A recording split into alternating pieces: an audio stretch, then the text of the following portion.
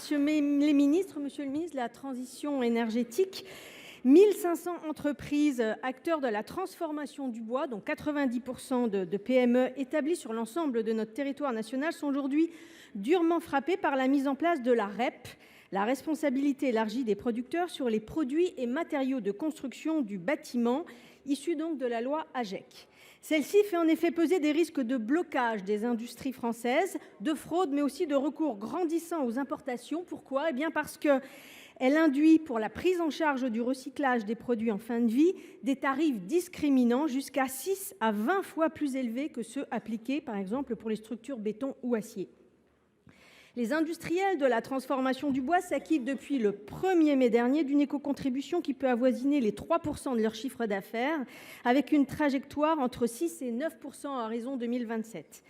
Imposer de tels surcoûts au bois, matériaux renouvelables de construction et de décarbonation, alors que les enjeux de la planification écologique et de la construction de logements sont devant nous, est un non-sens. En fait, monsieur le ministre, c'est le barème de cette REP qui pose problème parce qu'il n'est pas adapté aux réalités et qu'il doit être revu.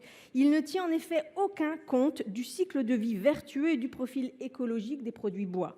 Il ignore, qui plus est, que le bois de déconstruction est déjà aujourd'hui largement trié, valorisé, réutilisé dans la production de panneaux, de palettes ou en biomasse énergie. C'est donc une économie circulaire vertueuse qui est en place et qui n'est pas prise en compte par la REP actuelle. Je sais que votre ministère fait des propositions en ce sens, mais malheureusement, à ce jour, aucune ne fait blesser ce barème bois. À titre d'exemple, aujourd'hui, pour le parquet bois massif, c'est un surcoût de 400%. À l'heure de la simplification des normes et de la réindustrialisation de notre pays, monsieur le ministre, qu'allez-vous faire pour préserver la compétitivité de nos entreprises françaises ? Pour vous répondre, la parole est au ministre de la Transition écologique, monsieur Christophe Béchu. Merci Monsieur le Président, Mesdames et Messieurs les sénateurs, Madame la sénatrice Loisier. D'abord, merci pour cette question qui concerne la responsabilité élargie des producteurs et en particulier cette filière du bâtiment qui n'est pas la plus simple. D'abord parce que nous avons 4 éco-organismes, que je dois vous dire que nous en avons 3 qui sont à l'heure actuelle mis en demeure pour que nous ayons davantage de transparence, y compris sur une partie de l'application des barèmes, avec une mission conduite notamment par le ministère des Finances pour avoir des éléments de transparence sur la manière dont les choses se passent. Deuxièmement, une concertation spécifique avec les acteurs du bois, je pense à la FNB ou à l'UICB, en particulier pour qu'on évite d'avoir des zones blanches en termes de reprise, parce que ce que vous pointez, c'est le coût de la dépense faite par les producteurs, et en face, certains se plaignent en plus de ne pas avoir nécessairement le service. Je me concentre sur la réponse que je vous dois. 1. Vous avez raison de pointer le fait que nous ne pouvons pas considérer le bois comme les autres matériaux. C'est la raison pour laquelle j'ai signé un arrêté le 20 février et qu'un décret qui va répondre en grande partie à vos attentes est en ce moment sur le point d'être mis en consultation pour pouvoir être pris à la fin du mois de juin. D'abord, l'arrêté. Les choses sont assez simples.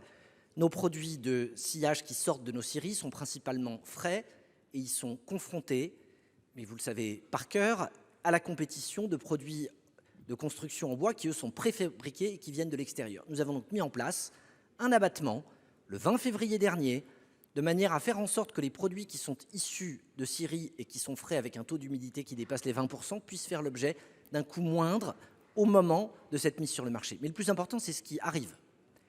C'est que nous allons moduler les niveaux de financement des matériaux en fonction de la réalité de la collecte et du recyclage.